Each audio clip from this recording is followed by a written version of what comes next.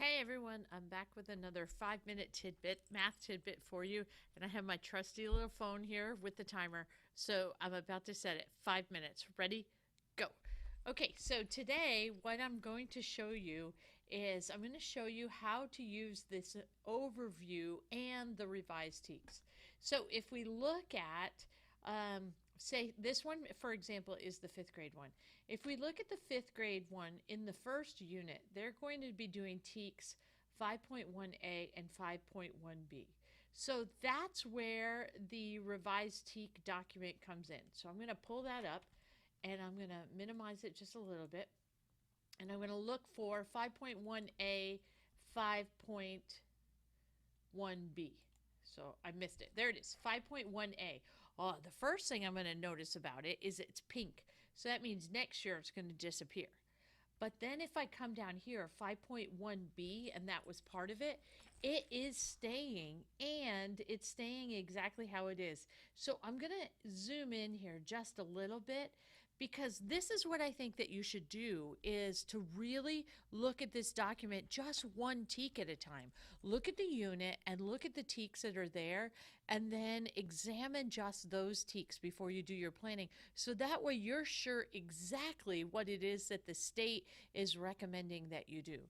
So if we look at the first one, there's nothing basically in the supporting information except to let you know that next year, look at this, this is very interesting.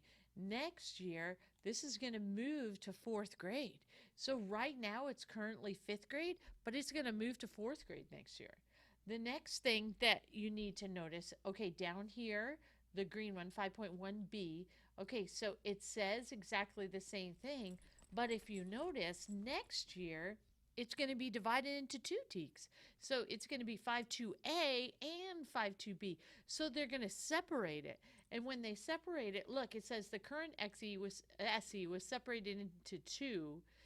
The phrase use place value to read write has been replaced with represent using expanded notation and numerals. So that's more specific. They're telling you more specific what it is that you need to make sure you do.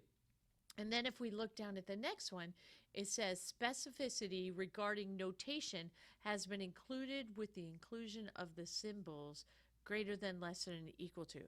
So that column there that we talked about yesterday, that supporting information, that's telling you exactly what's expected of the TEK. So again, what I think that you should do is look at your unit and look at the TEKs that are in the unit. So for example, right here are the TEKs that are in the unit.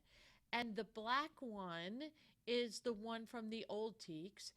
The red one is the one that we projected would be the new TEK. So some of them may change, because after I've been going over the document, we figured out that some of them are a little different according to the state.